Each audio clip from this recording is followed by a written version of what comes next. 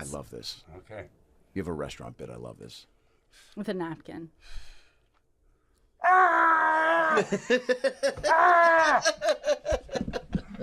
And then Wait. Now let me be anyone in that restaurant ever on the receiving end of that. Ready? Yeah. nope. All right. Oh, that's Right? great, man. Yeah. I'm sorry we didn't have it on camera. Hey, it's Herbert. And you're listening to the About Last Night podcast, you slippery little son of a bitch.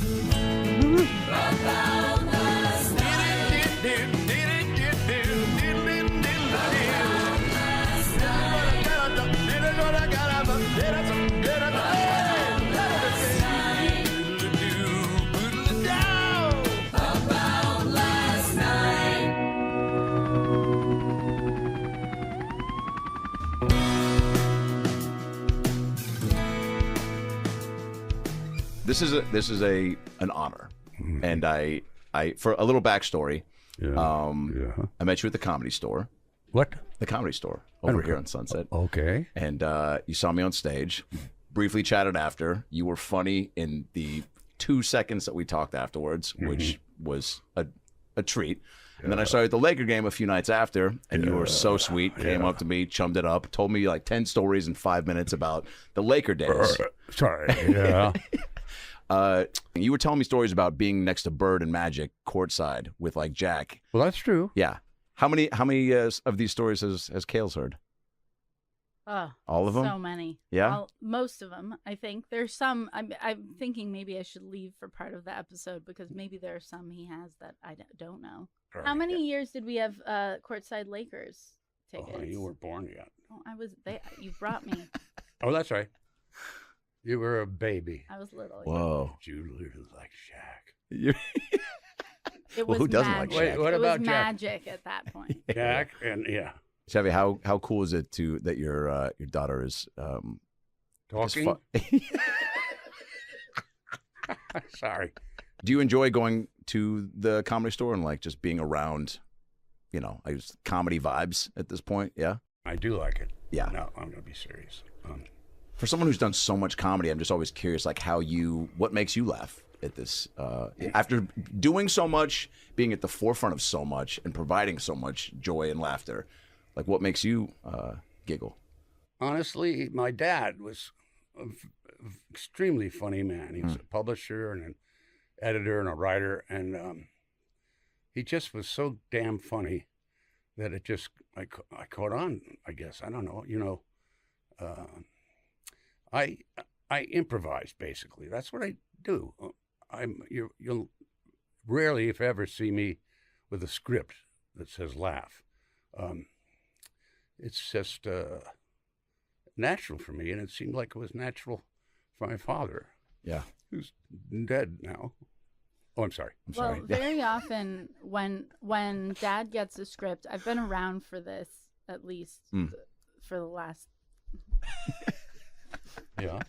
bit of time. Yes. Very often when he gets a script, he goes over it and rewrites it or moves things. When you get a script, you often rewrite it or go through things and I change thought you said things. relate. No. Okay, rewrite. No, you rewrite. I mean, even Harold and I rewrote what were they? The first one was Vacation. Harold Ramis. Yeah. Oh, yeah. Rewrote it. Wow. Was there a moment you realized, like, did you make was it your dad laugh, a teacher laugh, people in the family? Because I feel like every person who's in the comedy business has that audience that they know of innately that they go, oh, I got that person to laugh. I've never seen them laugh before because of what I did. Did you have that experience with someone? I was very funny in school, and I had to skip a couple of grades because of how funny I was. But did you? Yeah, I did. Did you really? Yeah. I raised my hand in the class and said, Miss Newby, Miss Newby, can I go take a shit? She said, Mr. Chase, I don't find that funny. All right, I'll be right back to take a shit. We got to get this kid to the 5th grade. This is what happened. Actually, he was She was there. You know what I mean? No. I'm saying this from things you've told me, and I'm one-upping you right now, like in basketball. Any mail from me? Yeah. What? I'm passing to you. Okay, listen. Remember when? So he got in trouble for, I'm sure, being hilarious. Of course. And you have class clown vibes for sure. He was a class clown. Yeah. Sweetheart, did you hear that? I'm deadly asleep. I'm 85 years old. Can't I just sleep the last 2 years of my fucking life? Just let them break in. You know, if you've ever wanted to make your home feel safer, you're just like me, and there's no better time than now. This week, our friends at Simply Safe are giving you, my About Last Night podcast listeners, 40% off their award-winning home security. We love Simply Safe here at ALN because it has everything you need to make your home safe. Indoor and outdoor cameras, comprehensive sensors, all monitored around the clock by trained professionals who send help the instant you need it. Simply Safe was even named the best home security system of 2021 by U.S. News and World Report, and they know what the fuck they're talking about. You can easily customize a system for your home online in minutes and even get free custom recommendations from Simply Safe. Every year, Simply Safe is giving away huge discounts, and this year is no exception. Right now, you can get a complete home security system starting at just over $100. That's insane. There are no long-term contracts or commitments. It's a really easy way to start feeling a little bit more safe and have a stronger peace of mind when you go to bed. Well, that's all I want. I just want to eat my applesauce, jerk off, and sleep. Well, you can do that, sir. Right now, if you take advantage of Simply Safe's holiday sale and get 40% off your new home security system by visiting simplysafe.com/about. Again, that's simplysafe.com/about right now for 40% off your entire system. Hurry! This offer ends soon. I truly feel like you just had an awareness of like, making large groups of people laugh at one time was like going to be your thing, yeah? Well, yeah, I guess. I didn't hear any of them laughing as they were leaving, obviously.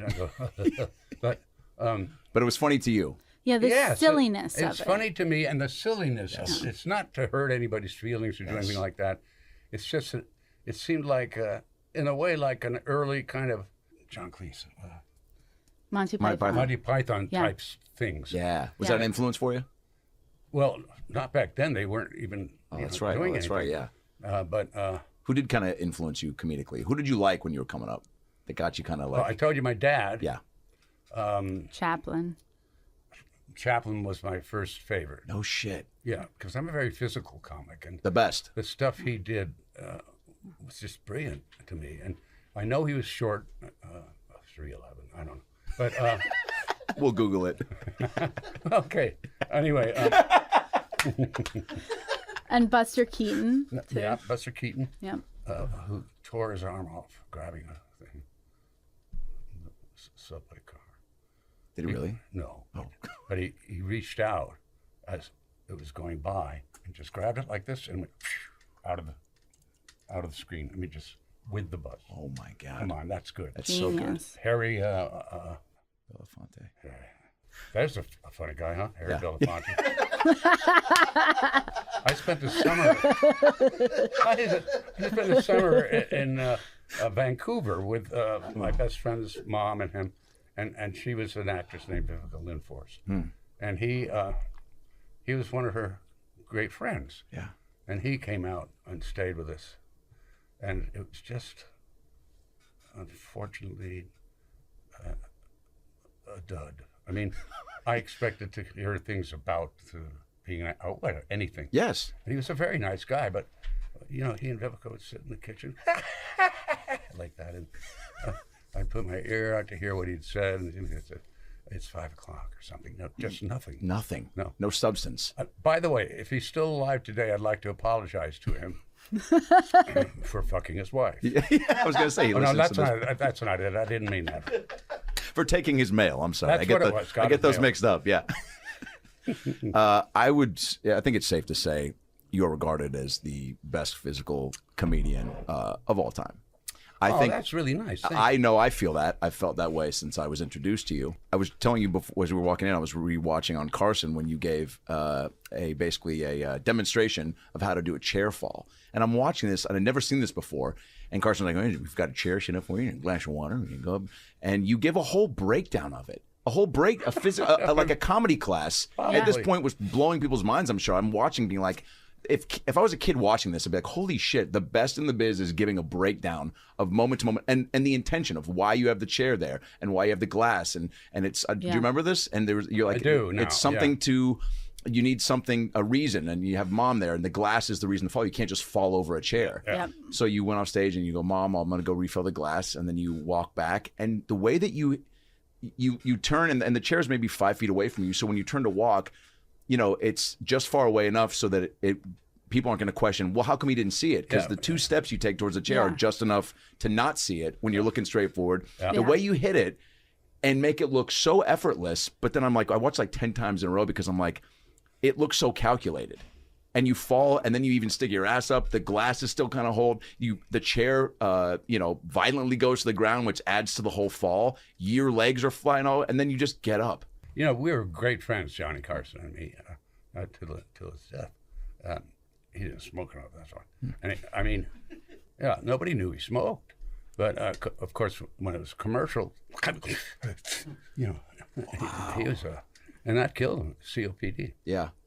Was he a fan? Did he like having you on? Was there always like, because you guys had... come on, yeah, because we played poker together at Dan Mullick's place out here. Dan Mullick. They had a big poker game that they would do. Just a fucking minute. Dad, this is an amazing dynamic, by the way. There's going to be a podcast. I think he forgot. From this. He forgot that you were there. Fucking love her. Well, also, don't forget about the falling. What? Your falling and how good you got at it, and it was pretty rare that he hurt himself, but there were a few times. Well, when I went on SNL, and it was Lorne and my show. I mean, we put it together and got the cast and all that, and so there's just the 2 of us in this big office, and I didn't know that. Well, that's why I'm telling you. What's the matter with you? Sorry, keep going. Okay. So somehow it turned into, the first one was John Belushi and Michael O'Donoghue on 2 different chairs, and Michael saying, I would like to feed your fingertips to the Wolverines. And John is supposed to say that back. And he goes, I would like to feed your fingertips to the Wolverines. Next. Michael says, next, Little Bonnie, or something like that. And then Michael goes, heart attack. So John goes, that's one turn. Then I come out, and for no good reason, say, live from New York, it's Saturday night.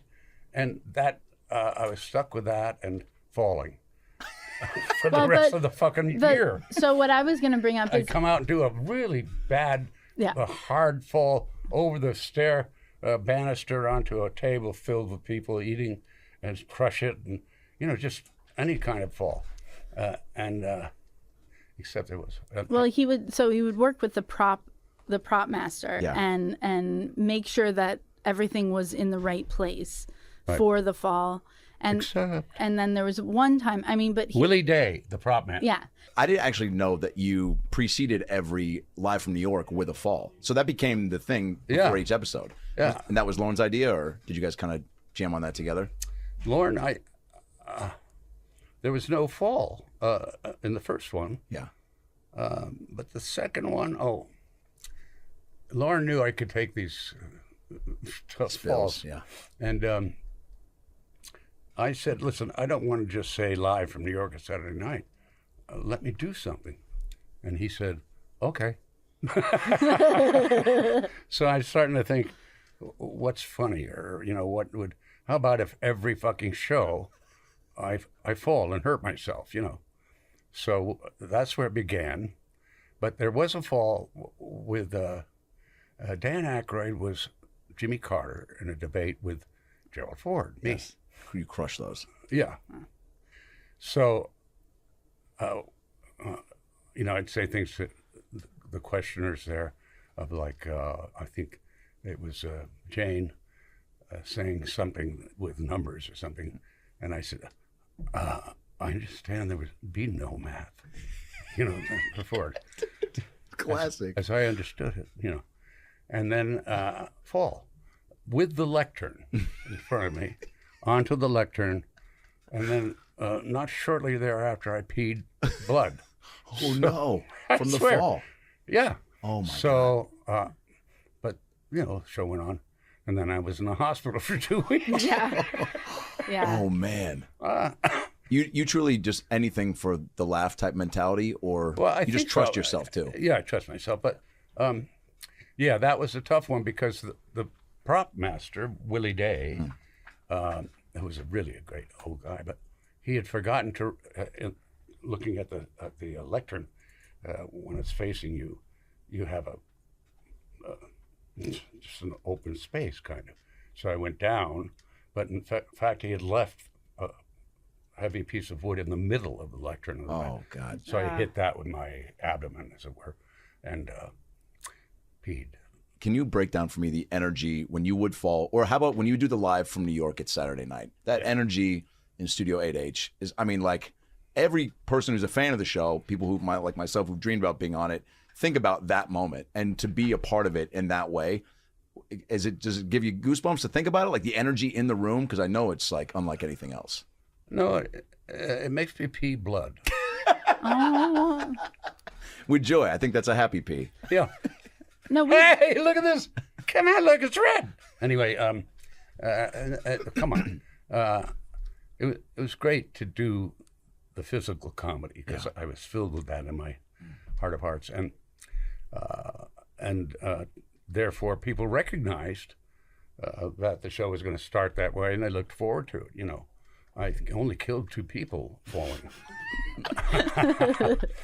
but yeah, I mean, it just physical to me is all comedy, really. I mean, ultimately, your choice to stare like that. Really? I mean, nothing against it, but who the fuck are you? That's Brian. Your biggest fan. Hi, Brian. Because you look at every season. I have friends who've been on One and Done, and to me, they're some of the funniest people I know. And I go, man, they just didn't find their groove with the show. Yeah. You know, like you know or what? Didn't have writers that dug them, or every show that I saw ever, forever. They would open it with Live from New York, right? But there was my Live from New York, live from, real. And then we got people on now going, Live from New York Saturday night, or, and Live from New York, it's Saturday night, nothing bigger. Gotcha. It's just not right. You have to scream it. Yeah, you have bring to the enthusiasm. Cut yourself from the script that you've just done at the beginning of the show. The what's that called? Dress rehearsal. No. Cold open? Huh? Cold open. Yeah. Cold opening. Brian, put your pants back on, please. I know you like me. Yeah. I have no idea what your hands are doing. You helped Chevy out with one phrase, man. That doesn't constitute you taking your wiener out, all right? No, a wiener. That's not what you call it. 2-1 on Gomez. Fly ball to center field, and it's gone. Whoa, I hope you didn't bet that he was going to hit a double because you just lost it all, you dumb shit.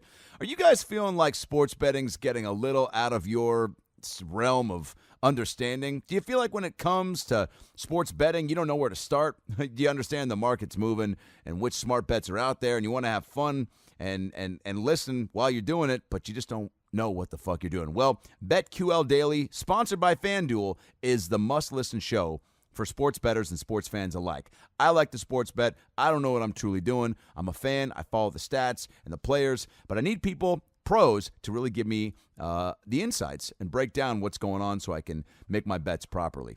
BetQL Daily is hosted by Joe Ostrowski, Joe Giglio, and Aaron Hawksworth, and they serve up wage entertainment. That's wagertainment. Yeah, that's a real word. Served up by the best sports talk people in the betting biz. They're going to give you the insights you need each day for each game that you want. Find out where the market is moving across all the week's biggest sporting events. If you missed out on the earlier games, BetQL Daily has you covered there too with recaps from some of the biggest recent moments in sports. If you're not sure where to start with your sports betting and you're just like me and you're clueless but you love the games and you want to bet, start with BetQL Daily, presented by FanDuel. Listen weekdays 9 a.m. to noon Eastern on Odyssey, Spotify, or your favorite podcast app. Right, Al Pacino? All right, it's time to win, baby. Hoo-ah. Wait, how'd you get in here? That original cast is, I agree with you on that. I have not seen any Saturday Night Live since then, and I will turn on under. So yeah, that's anywhere near as off-putting, anywhere near as good as them. I mean, they were all terrific. Dan Aykroyd, the resident genius of that. Yeah, I've heard you say that. He was kind of the... Well, he'd have some piece that... First of all, how about when he did Julia Childs? Yes, amazing. And it just began that was brilliant. Yeah. And then he did something where he was sort of sitting on part of a stage there, in a little darker area, and he had a suit on, and he had a painting about like so 4 by 4, whatever. And he was carefully pointing out the people in the painting and meanwhile, in sort of the background of the painting, is a completely nude woman, and which he wouldn't even recognize. And see here, like he had to get away with it. Like he had to get away with being on television and working with a naked woman. So, it's just brilliant stuff he did. Were there sketches that you remember doing in dress rehearsal that you couldn't wait to do live on the air because you were just like, oh man, this is going to crush? No. Thank you for asking. Next question. What's your favorite color? No, wait. So, let's go back to Danny. So Danny. His favorite color, green. No, blue. Dan Aykroyd. Danny has remained probably one of my dad's closest friends. That's amazing. Ended up presiding over marrying my sister at her wedding. Oh my! And he brilliant, huh? Became a priest for that amount of time. Which was very fun. When I first moved out here to California, I had nowhere to stay. I stayed at the Akroyds for weeks at a time. I mean, they're family. Yeah, I do have a Three Amigos question. Yeah. Did you guys make up your own chant to summon the invisible swordsman? Hardy, Hardy, Hardy. I remember that was Steve. Steve and Marty are there trying their invisible swordsman. In the back, good 100 feet. I'm holding their horses, and what is it? During that scene, which is a funny scene, no one's going to remember what was going on in the far back room with me on my horse and holding their horses. And I get off the horse, or I appear to get off the horse to get on a horse next to it, so my horse isn't tired and whatnot. I get off onto the horse's back, facing the wrong way, so that you can just see my and you see me do this. This is in the back. I'm figuring out what did I just do? Way in the back. It's the funniest goddamn moment, but it's too far away. Did you guys hang? I'm always curious because the on-screen chemistry was just so amazing, and I feel like we hung out a lot. At Steve's, by the way. They had weekly. Steve, could I have a hamburger? Oh, they had weekly Three Amigos and Wives dinners. Oh my God! Steve and me and Marty and my wife Janie. So we're eating. And Nancy.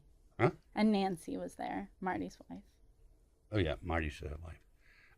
Anyway, he's eating salad, I guess, at that point. I've heard salad or mashed potatoes, but I could have confused it. Oh, not just mashed potatoes. Okay. It was something like that. Something like that. Wouldn't it be great if this was where you revealed that Steve Martin only ate mashed potatoes for dinner? That's it. Right? That's all he ate. No, so he sees a tooth in his salad. Look, there's a tooth in my salad. Waiter! Waiter comes over. There's a tooth in my salad. Takes the salad away. And Steve starts doing this. Wait a minute, that's my tooth. Waitress! Yeah, call somebody different. I don't want to have the same waiter come back. Oh my God. Oh God, what a funny man. You laughed a lot, yeah? Oh yeah. Do you think the off-stage chemistry really does impact the on-screen fun that you have and how it is conveyed to the audience?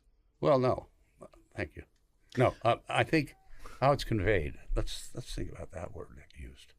How it's conveyed the audience? Do you think it's conveyed to the audience? Or that the audience... Hey, you! I talk! Now you're a child. I'm okay. of I'm okay his. with it. Right. This is a treat. You can't do anything wrong right now. All right.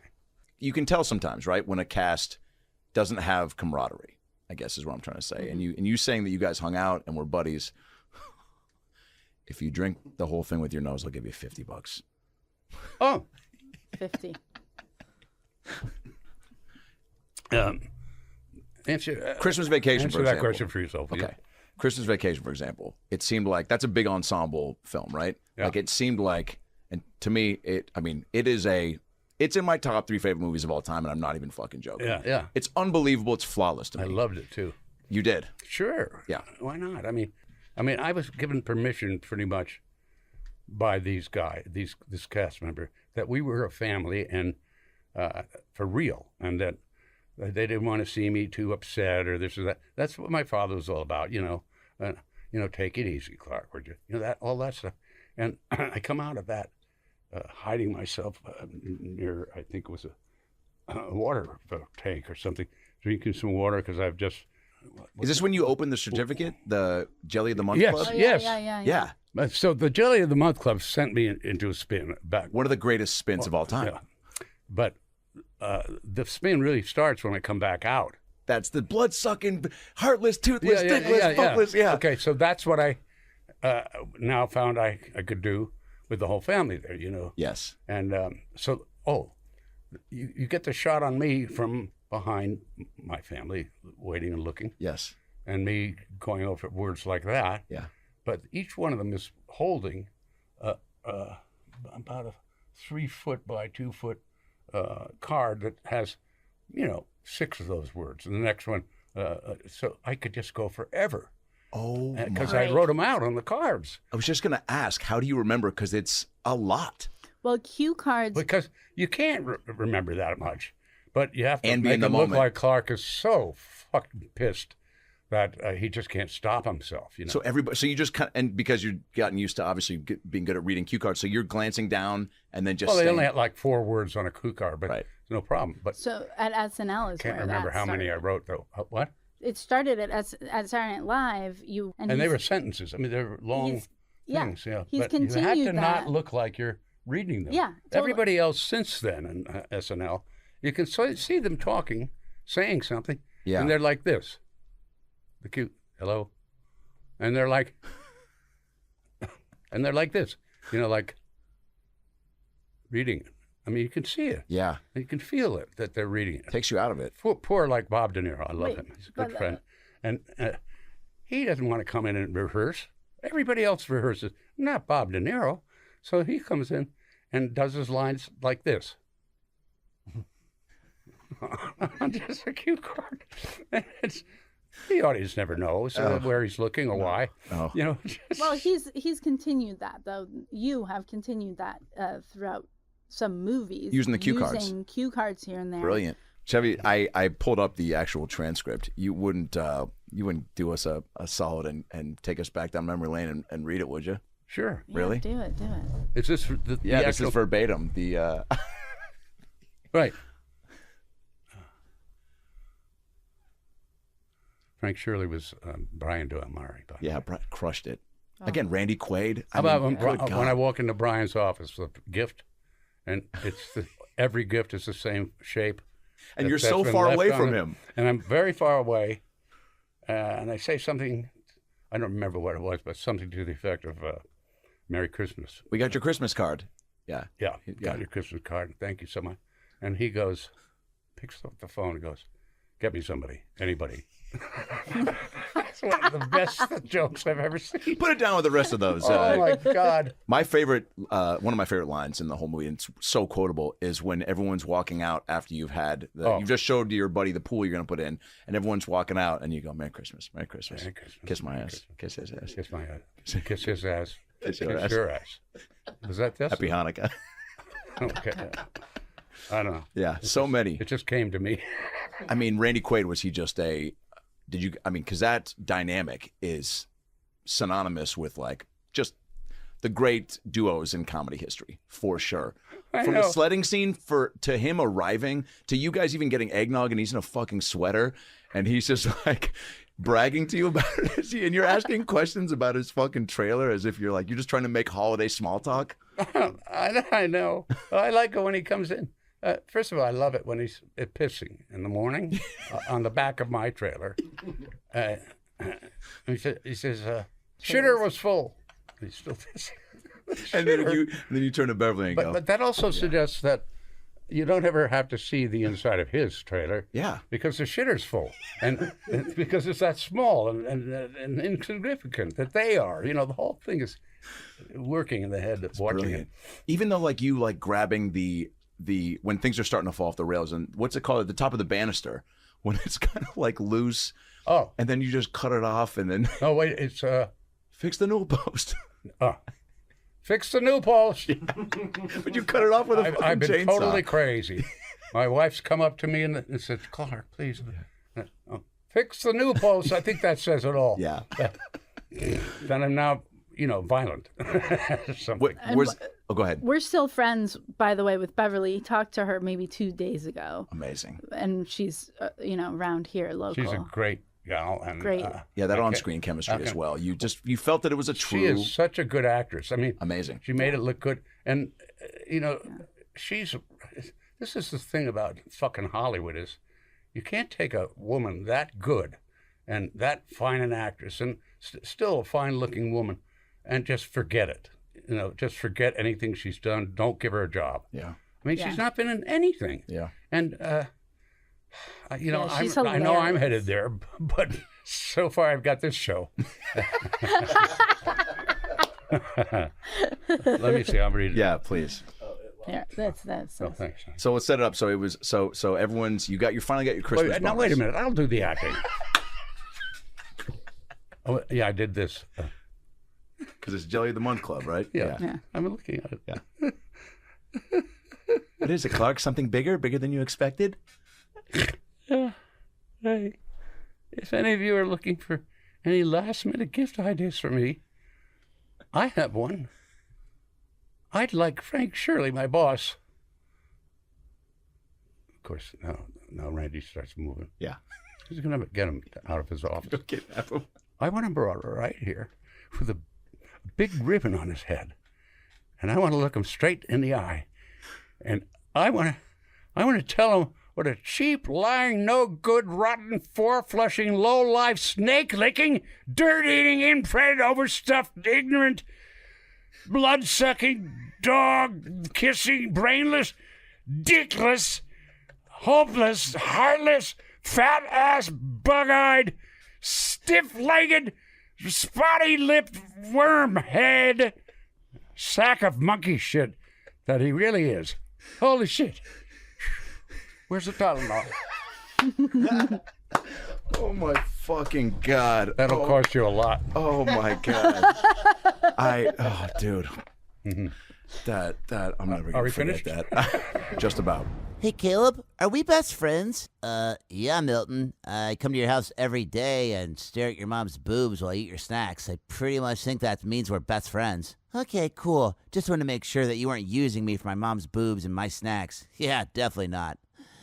Oh, boy. We all have best friends, but do we have best fiends? Hi, guys. I'm Adam Ray, here to tell you about my favorite new mobile puzzle game, Best Fiends. Look, I've played other Match 3 style games, and they don't compare. Best Fiends is by far the best of its kind. The rest are basically the same game with different colors. Besides, crushing candy is so 2012. It's time for a puzzle game with something that has something fresh to offer, right? We all want a new game that's fun, that challenges us, and is fun to look at when you're lying in bed and you can't fall asleep because you smoke too much weed. With Best Fiends, you play through an actual storyline, compete with the good guys, the Fiends, and the not-so-good guys, the Slugs. Your Fiends start out as wee baby versions of their future selves, and the more you play, the more your Fiends join your team, and the more powerful they become. They help you solve increasingly challenging puzzles as you progress through the game. Basically, it's an action-packed adventure and a brain-boosting puzzle game all rolled into one. That's my favorite type of game. When I'm lying in bed at night, I want to be stimulated and challenged at the same time, so I wake up feeling fresh and smarter, right? There's new content being added to this game all the time, so you're truly never bored. I'm just getting started, but I'm already on level 6, and with literally thousands of levels and more added on, Every day, there's always a fresh challenge waiting when I need a mental pick-me-up. Download Best Fiends, F-I-E-N-D-S, free today on the App Store or Google Play. That's friends without the R. Best Fiends, F-I-E-N-D-S. But don't take my word for it. Listen to the satisfied customers. Hi, I'm Dr. Phil. I've been playing Best Fiends for years now, and it's truly my favorite game because when I'm in the hot tub or making toast, okay, for my wife, and she's yelling at me, don't put too much jam on. I'm like, well, shut your fucking mouth. I like to go into my study or my library or my sauna and play Best Fiends until she goes to bed, and then I can just slip into bed and continue to play Best Fiends uninterrupted because I love it so much. So go right now to your App Store or Google Play and download Best Fiends, F-I-E-N-D-S, so that you can start living a better, funner life. We'll be right back. Chevy, that was unbelievable. I'm so glad that you say that movie has positive connotations for you, because it's just like, are you aware that it is such a staple for everyone's holiday season? How cool is that to know that it's at the top of the list? Well, I don't know that. You're telling me. Yeah. Do you think about that stuff, about films having lasting impacts like that? No, I figure they don't have any.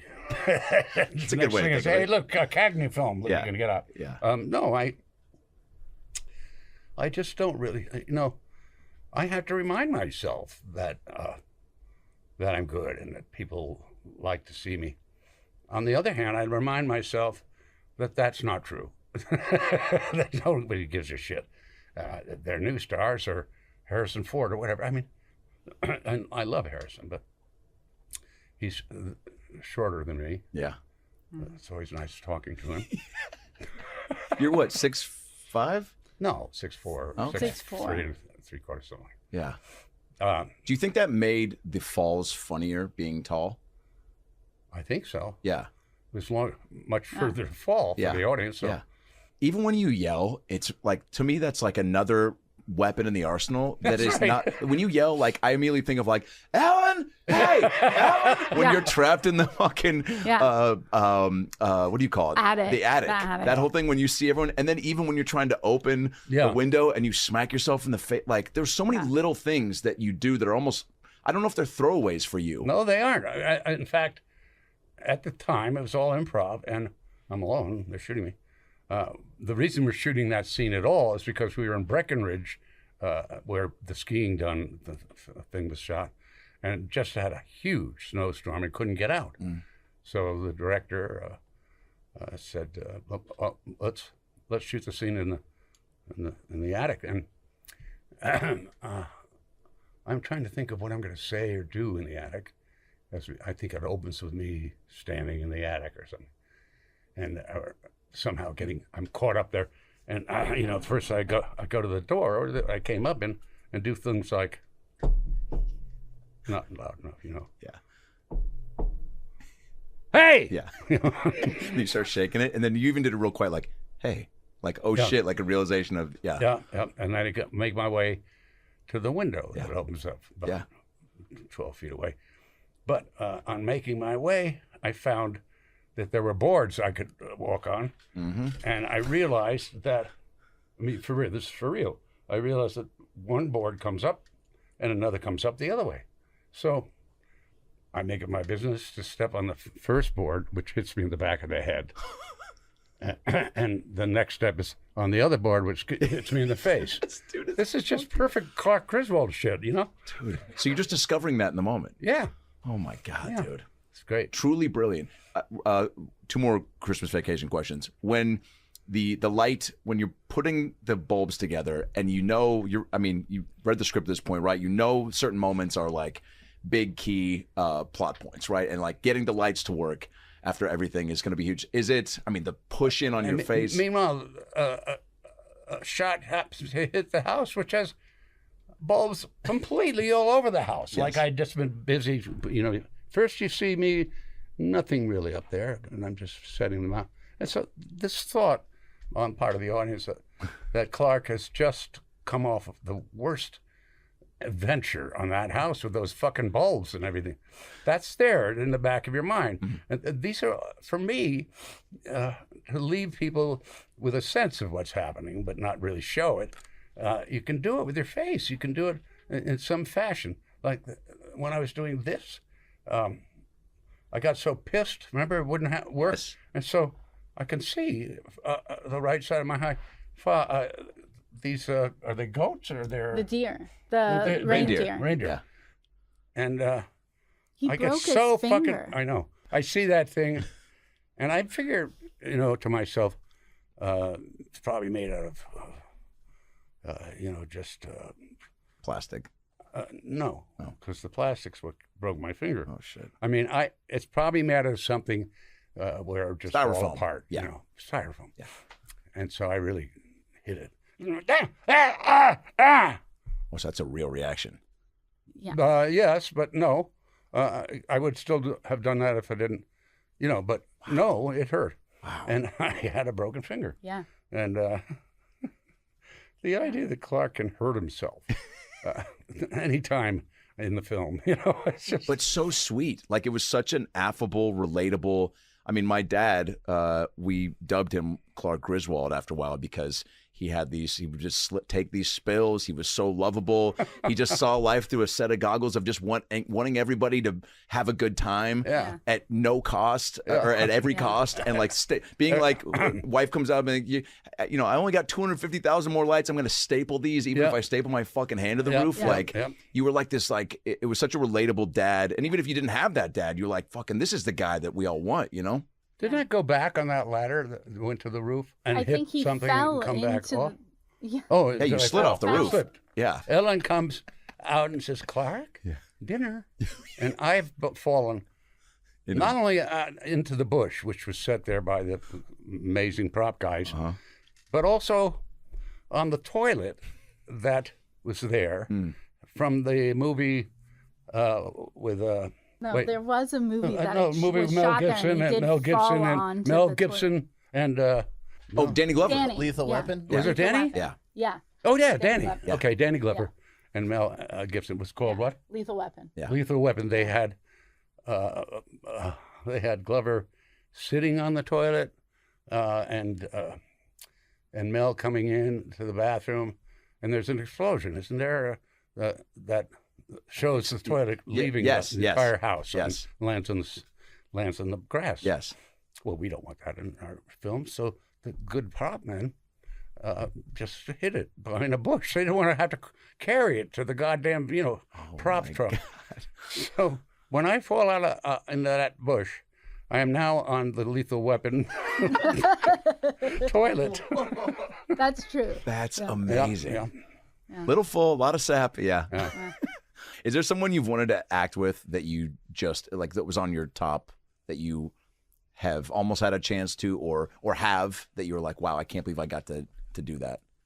I know. Goldie Hawn, like that. I mean, that was your first one. That was your first. I think I read you took that movie because you wanted to show your acting chops. Yeah. I wanted to show Goldie my chops. Yeah. Okay. Good night, everybody. Anyway, Kaylee, what were you saying? I think De Niro. De Niro, definitely. Oh, Cleese. But Cleese. John Cleese. I came up with an idea for a sitcom, a half-hour sitcom with me and Cleese. Yeah. And how funny we could make that. Amazing, yeah.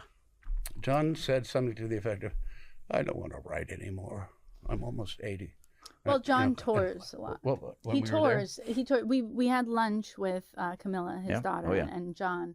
And John tours, doing as you do with the showing the movies and and speaking. And I stuff. tour, Yeah, Kaylee was telling me about that. I missed the. Well, I go from colleges to towns to awesome, and usually about 2,000 to 3,000 people, and they watch Christmas Vacation. Yeah. And then I come out and sit on a chair, and they ask me questions. Yeah. That's awesome. You can imagine what my answers are, but nothing good. If it's anything like this, I bet it's awesome. Well, it is. Yeah. You enjoy it? Should we plug? I really enjoy it. I'm doing it again this year. The next one, I think December 13th in Utica, New York. Ooh. Get there. Is the next. Utica. Oh my Utica. God, I'm gonna have to I've fly never out for heard of that. it. I think so. I think that's it. Yeah. That's good. What we'll movie? make sure. Christmas Vacation. Wow. December, Yeah. Have Come fun. on. Yeah, it's Have iconic. fun. It's synonymous with the season. Yeah. He's asleep. So De Niro was a treat though. Yeah. Like acting with him, was that like a? No, I never did. Oh, that's somebody you were want asking to. somebody I wanted to. Yeah. I always want to be with Bob. Yeah. And we're very good friends. I mean, I don't. It's become a thing when there's any kind of activity in a large gym or something with lots of actors and whatnot. When Bob comes in late, and I'm standing there waiting for him, and sort of right next to the enclosure of the door, and all these people, and he comes in and he just stands there, and I say something like, "How you doing?" Don't recognize him. He's got a beard. You can't recognize him. After a while, he goes, "It's a beard." I look down. Oh, shit, man! I can't tell who you are. That's the point, you know. Yeah. A beard, it transforms you. I bet if Paul Simon had a beard, it would really transform that guy. Yeah. By the way, Paul is one of my true friends. And, Yeah.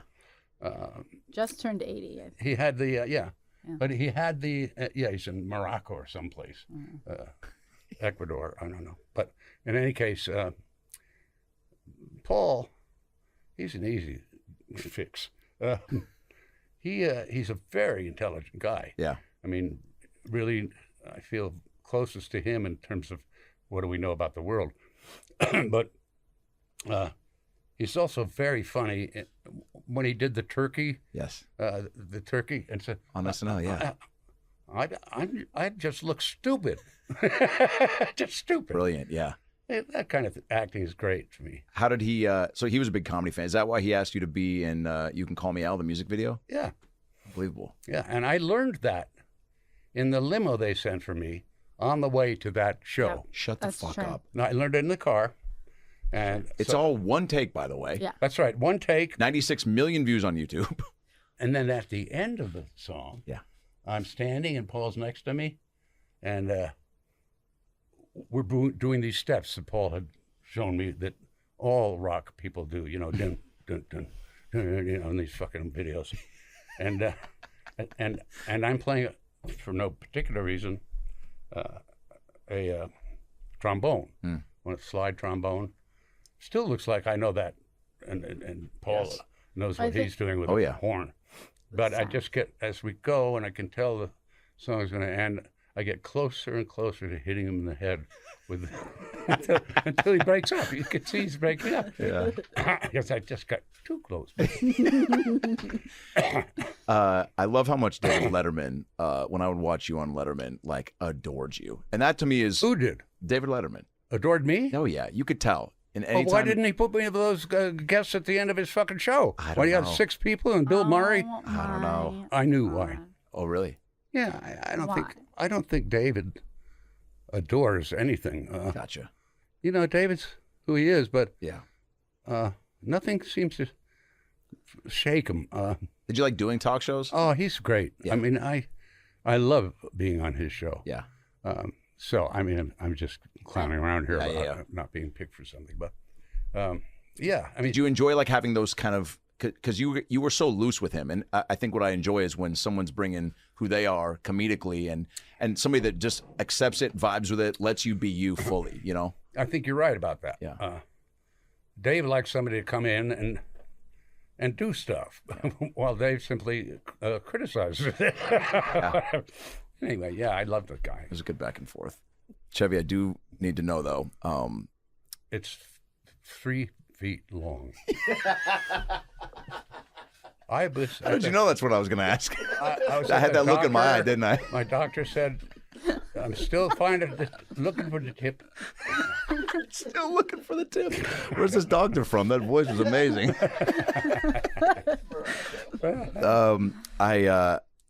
Rolling Stone, when they did the SNL cast members, you were ranked 10 out of 141, and the quote they had in there about you, which I feel like is 10 just out of 141. What's that mean? I think like the top 10, like the 10 best out of 141. Oh, Yeah. 141 what? Cast members. Cast member. In what? 141 total SNL cast Saturday members. Night Live. You were ranked number 10. Well, that eats shit. Let me think. You tell me who's funnier. I mean, it's all subjective. Don't get upset Yeah, about it. but I wanna Just give you- listen I am to the upset. Here's a listen compliment. to Here's the a compliment that question. follows. They then wrote, "It only took you one season to define the franchise." without that deadpan arrogance, the whole SNL style of humor would fall flat. Give me I agree with that. See? That I agree with. Yeah, okay. But the earlier part, like, where I'm only number 10, I just take issue. Oh boy. Are you guys going to do any more synchronized swimming videos? I got to see that. That was We've got to do more. amazing. It's colder in New York now. And that was so Caley's. Yeah. We were in we the have pool, time. and she came up with this. And then I started like, This is what was we hilarious. said. We were in the pool, and Emily's. Yeah, so shooting we were us. trying to get my sister's attention. She was in the middle of a work day. So of course, Up in her room. what we've decided to do is try to synchronize dance to distract Anything her. to get- Yelling her name, really so- interrupting the work day. We're there just in the pool, Yeah. and then what do we do with our arms? And up? then I called it right snake, snake right. Yeah, right. snake right, Snake right. snake left. He wouldn't take regular commands. It wasn't He needed right code words. arm. It was snake right.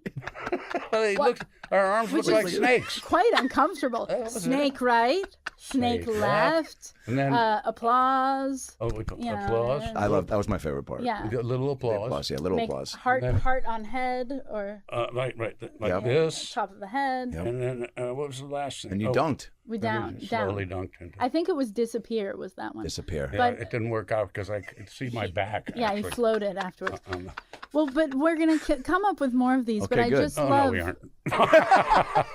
That was a wrap on that. No, we're One definitely and gonna done. do more. Are you announcing your retirement from synchronized swimming here? No, Maybe, no. but No, because it's good for your joints. Yeah. Listen, swimming my is so joints. good for what you. are you saying? Okay, go ahead. You have joints like every other Oh, human. joints. Yeah, I'm Yeah. sorry. I do want to say I do appreciate how you've crushed it with Caley. She's become a dear friend of mine and is fucking hilarious in the sketches, in life, and I know how proud you are of her. And I just More want to than proud. I got to tell you, she's incredible. we are so close, and I hate like leaving, and going back to New York or something, and missing my Caley, because I have two of my other older. Oh, well, no, I have Sydney, who's the oldest, and Emily, who's the youngest. Yeah. And she's a bitch. No, wait. She'll love this. no. She will though. No, I love her to death. But Cake and I, we just meld. We love it. We love each other, and Yeah. and she talks, too much. Too much. I talk too much. He tells me that a lot. No, but we are very close. I'm very similar to my dad, and that can be terrifying. No. Oh, in the it's- sketch we did, she, in her delivery, like same, like dry, like the deadpan, like I was like, oh man, I could just see it. It was really cool. Oh, really? Yeah. Her There you delivery, are, yeah. sweetheart. Yeah, you did well. And I really loved that when you hosted SNL and you did the whole, you brought your family up. Do you remember this whole bit? When you brought you got real sincere, by the way. Yeah. When you hosted and you said right away into the monologue and saying how, not a lot of people get a chance to take this platform to speak from the heart. And you kind of said a real sweet, and I'm sure it was all real, like that part of it. And you're setting up and I'm like, what is the bit here? There's no way he can just do a full, sweet, sentimental opening and then just go, lives here, we'll be right back. And so you set up and you talk about how your family made life worthwhile and made being a dad. And you said all the movies being on the stage was the biggest thrill, but your family made life worthwhile. It was really sweet. I got real choked up watching it. And then you go, I told my family to sit up front and not go back to the green room because I wanted to bring them out. So I wanted to bring my mom out and my my three sisters. And you brought out like a woman who looks, it's just like almost 100 years old, and then two gals and a man. Said these are my three sisters. Not family at all. Yes, Yeah. not family They were at all. Just Hired actors. And then you said, I'll see you. Oh, dude, it was so hilarious. It was just so. They weren't there, my family, at all. No. No, It I was don't just think for the they bit, went, dude. but- It was all for the bit. But your Yeah. commitment, you were like, and this is what you've crushed in everything you've done, and I hope you know this, is the balance and the blend of heartfelt sincerity and grounded characters in everything you've done. Yeah. And then the comedy is just on another level. And it's been very rare to see that done like you've done. Farley, I feel like, was in a similar boat with Robin Williams with the heart, but like the physical stuff and then the groundedness that you have where you always feel like you're a real person, even when it's larger than life, should not be overlooked is how incredible it is. I'm thinking about Farley now and how he was taking so much drugs, coke and everything. And Lauren asked me to talk to him because he's afraid for him. Pretty much the same way you'd be afraid of John, for John or anybody. So I had him in a little room right off the set. And, I said, Chris, we don't want you to be another John. You've got to cut it out. You got to, this and that. And he was listening carefully, and he thought that my forthrightness was good. And like I had the sense that he's going to quit, but no, fuck. Couldn't stop it. No, he'll just say, okay, Chevy, thank you. Can I go shoot my coke now? Anyway. Yeah. But the fact is, it killed him. Yeah. And we were all doing one drug or another when we started the show that first year. But it wasn't anything like that. It was like at the end of the day, Lauren would say, you want to go smoke a joint, like in his apartment or something. Yeah. That was it, smoking a joint. But do you have good smoking weed stories or days? Does that? Oh, what about the Caddyshack? Caddyshack, we filmed in Florida. I can't remember the town. What are you doing? I dribbled water. Just keep concentrating. Physical comedy ahead. in this family, it just doesn't stop. Anyway, so Caddyshack. I'm asleep at 10 o'clock or whatever. I'm asleep because I get up early and I get prepared. So knock on my door around 10:30. Yeah, what is it? Come in. And Bill Murray and Brian Doyle Murray are now in my door. Say, hey Chase, you got any coke? No, I don't have any coke. Please let me go back. Have any pot? It's not that much of a. And no, I don't. Oh, I know coke and pot next door. Just go in. Rodney was be happy to have him there. So they go in to Rodney's, and Rodney, do you have any coke or pot? And Rodney goes, yeah. You see that bag in front of you? Right, and there is a bag, paper bag. Take it, go enjoy. Oh, okay, thanks, Rodney. They're now outside. Open the bag, and it's all seeds. Oh my God. That's the funniest thing he ever did. It's just hilarious. It's like he'd been thinking about it. Yeah, he prepared it. Yeah, he knew they were coming for it. Sooner or later, they're coming. That's fucking amazing. It was pretty good. That's got to be another one of those sets where it was just What a constant set. goofs, right? I mean, nonstop, Yeah. right? Yeah. And laughs. Yeah. Well, they improv'd, you and Billy improv'd your scene. Which one was that? Oh, yeah, When- in the Caddyshack. Yeah, when in Caddyshack, Total when you improv. played. I come in with Yeah. making sure that I have something that looks as I'm coming in the shadow of me, looking like a slicer, a huge fucking. Anyway, so it could look dangerous or angry for a couple of those shots, and then as I come in, it's just my club, and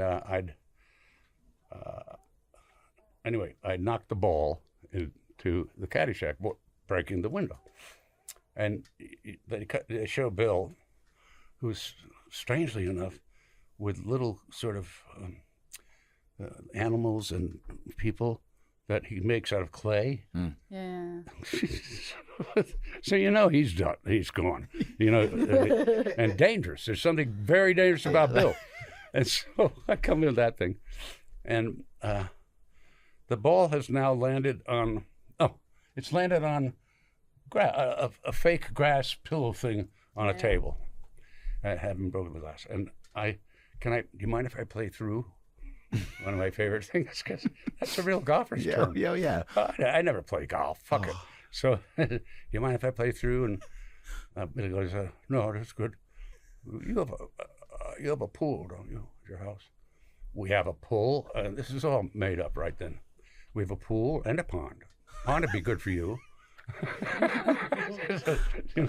Oh my God. And when I said pond will be good for you, if you're ever watching it, look at his face, because this is the only time I got him laughing a little, just like this. Yeah. Wow. He won't be taken. Yeah. Did Norm ask you to do dirty work? Because that is one of your, to me, like. Norm did ask him to, because I know that because I was at the house when Norm called. So Norm, because there's a fraternity of SNL, but like update guys, I would also assume, and gals, Yeah, right? but I didn't like any of the others. I really thought Norm was on the money. Gotcha. And when I looked at one of them where he just said things like, and kill the queen, or whatever, it just not, well, there was nothing to the story, but he would always just put something in there to made it funny. I felt very close to Norm, and then we became very good friends. It's fine. Oh, I can help him. Oh, this is you in your headphones. Can you hear? And dirty work is your scene. No, what was that? Come back, sit down. That's you. Hey. I'm sorry. I'm a compulsive gambler. Now, I know there's really nobody to blame for this but myself. Well, I don't know, maybe the Buffalo Bills, the Boston Red Sox, or Mr. T, or the Jets. Wait a minute, Mr. T, are you telling me that you bet on the fight in Rocky III and that you bet against Rocky? Hindsight is 20/20, my friend. Come back here. Oh my Come God. back here. Yeah. Great. You're smiling so just brimming. What are you thinking about? It's clear that I'm a liar, which I love. I learn it in everything. It's so like your delivery is just so, Careful delivery. Yeah. And I don't know. I mean, I know that I'm So earnest. just at the crossroads between something hateful and I don't know, something delighted. Yeah. I don't know. Yeah. Great. All right, we'll wrap this up. Last with a quick inside the actor studio 10 questionnaire, quick questions to close this out, James Lipton style. Here we go. There's an asshole. Jesus, hated that man. I was gonna do my impression of him, but I'll pass. Oh no, dude. All right, okay. No, dude. Welcome back here Keep with that Chevy back. Chase. Yep, that's it. Chevy. That's it. Chevy. What is your? I'm so close to Chevy. What is your favorite I word? know the best stuff about Jesus. That you're just speaking to sham. Wait, do it. Okay, that's enough. Play it There we out go. with Here we him. go. Close Play this it out. out. Play it out with him. Yes, honey. He's doing What are you it. directing now? Yes. Literally, yes. Kale, you too. We'll go. Everybody gets an answer. Ready? Yep. What turns you on, Chevy? I got a little switch in the back of my neck. Caley, what turns you on? Oh man, laughter. Chevy, what turns you off? You push the switch down.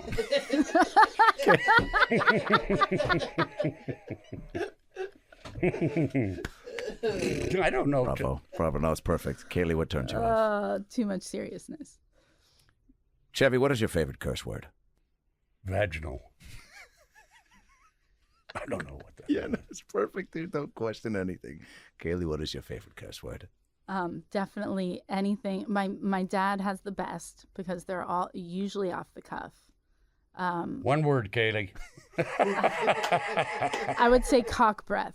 Cock breath. That's good. Woof. That's good. I've never heard that. You just Said made it up. You literally have said that. What sound or noise do you love? The sound of Chevy, noise. what sound or noise do you love? Farting.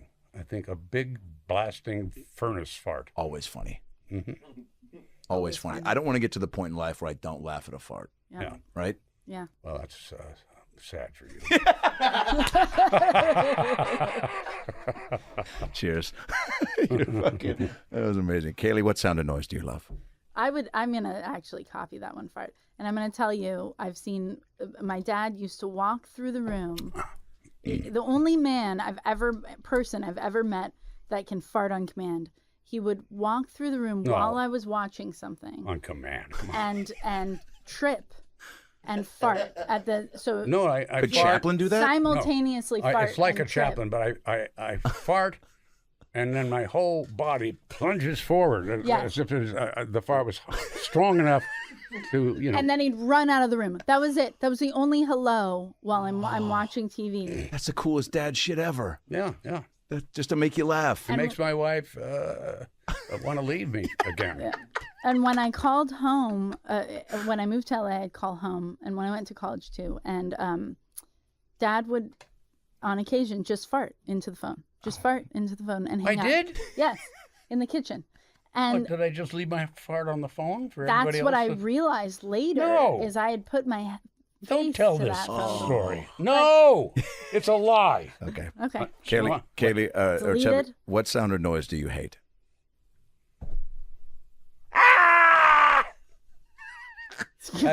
That's the noise I Dude, hate. yeah, that's the number. If we were playing Family really Feud, that'd be good the number one. one answer. Oh boy. What, good one. Kaylee? What sound or noise do you hate? Oh, loud chewing. Yeah, can't stand it. Loud chewing. And that's also Emily's face. They don't. When we eat dinner, and I'm just going, she'll get up and leave. If it's too close. That's a superpower. I feel like It is a superpower. It's as bad as moist. Chevy, what profession other than your own would you like to attempt? I'd like to be my girlfriend. No, I'd like to be. Is this a real question? Yeah. I'd like to. I am a jazz pianist, but I'd like to be better, and even though I played in New York Philharmonic once. Wow. But it's just not enough. Brubeck said to me after seeing me up there that, oh no, this was the Rhode Island Jazz Festival. yeah. No, it's not called that. It's the Newport. Newport Jazz. Thank you. Festival. Thank you, Brian. And there was I was hosting it, and there was a period of time after the first several musicians to when there was like a seventh inning stretch kind of thing, and I got over to the piano there, and played a Bill Evans tune.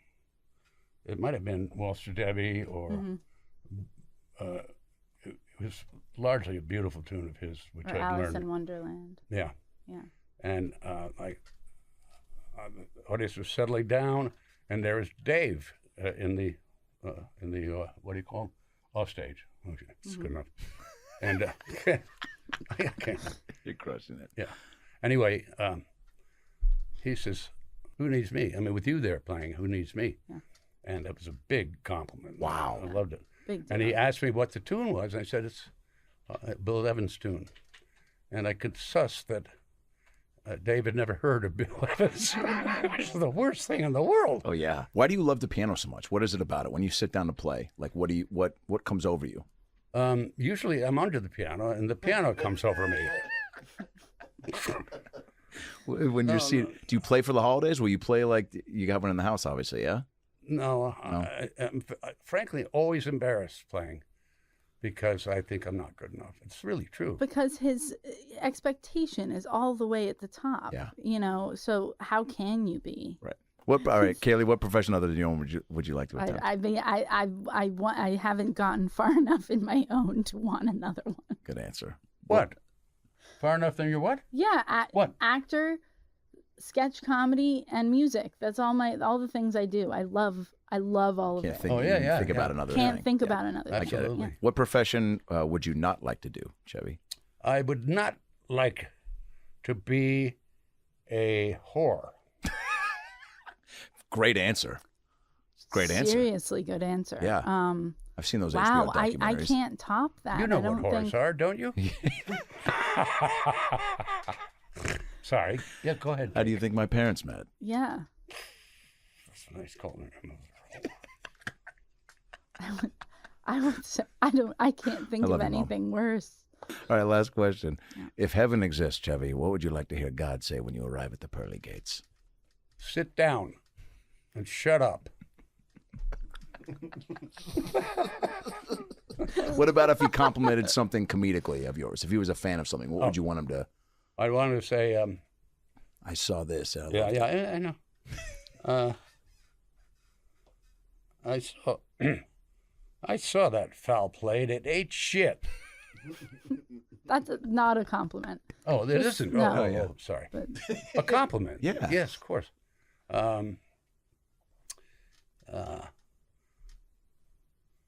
Nice cock. There we go. There we go. That's what God's going to say. Caley, no doubt your answer will be different. I'm pretty sure. What if I said that? Yeah. Well, if heaven exists, what would you like to hear Yeah, God say when you have the pearly gates? I don't know. You're very talented. You know, just, I guess. Nice. It's good. You think he has time? You for did that? well. Yeah. Because you have a lot of time. There is no time for me and my talent. This has been one of the greatest days of my life. You're a true comedy hero, legend, and to make time to do this, I can't even express to you how much it means to me. Truly. Try. And How much does it mean to you? a lot. Okay. A lot. $400 worth? I mean, if you really, I'll send it if you need it. Yeah, if you have Venmo, I'll send it.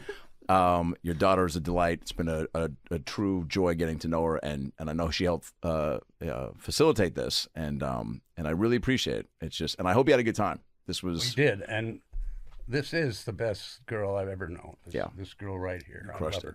You crushed it. Zoa. Thanks, Rock. Guys, Adam Ray here for the About Last Night podcast. Hope you enjoyed that episode. It was a good one. A lot of laughs, a lot of tears, a lot of stuff to think about and chew on, huh? Because that's what life's all about, chewing on the good stuff. Nobody said that.